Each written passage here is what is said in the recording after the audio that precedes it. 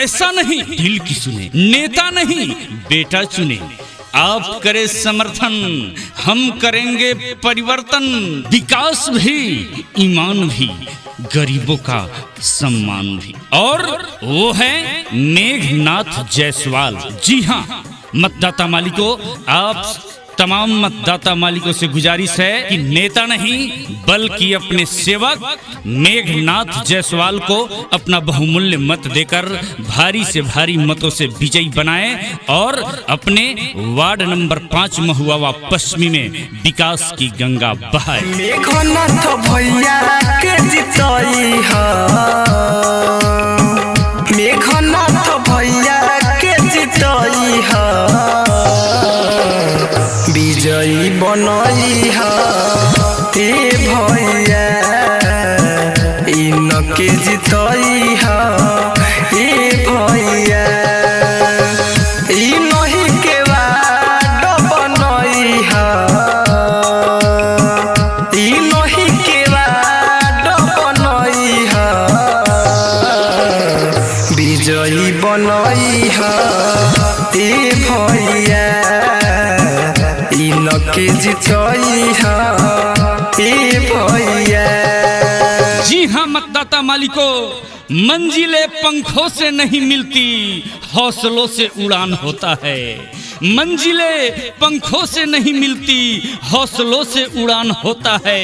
और मंजिलें उन्हीं को मिलती है जिनके हौसलों में जान होता है, जिनके हौसलों में जान होता है। गौआ के सारा लोग कदम सपोर्ट हो, इनही के दे हम जा रउआ लोग वोट हो।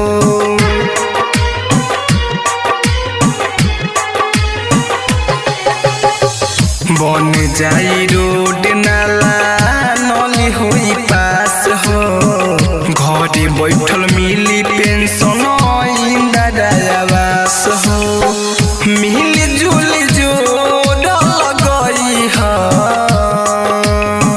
सब मिल जुल जुड़ लगई है,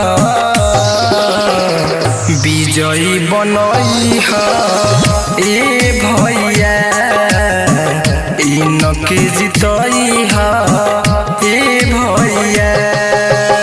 कातिब मेरे तकदीर का पैगाम लिख देना, मेरे तन के एक एक हिस्से में हिंदुस्तान लिख देना।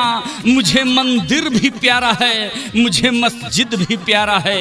एक तरफ राम लिख देना तो दूसरे तरफ रहमान लिख देना, तो दूसरे तरफ रहमान लिख देना। इनके जिताई है कहीं सुनो चाचा चाची, 5 नंबर वार्ड अब की चमके हो लागी, अनिल के बतिया ना बोलाई है, कीमती वोटे अपन ना गवाई है, विजयी बनई है ए भैया, इनके जिताई है ए भैया। रवि डिजिटल रिकॉर्डिंग स्टूडियो।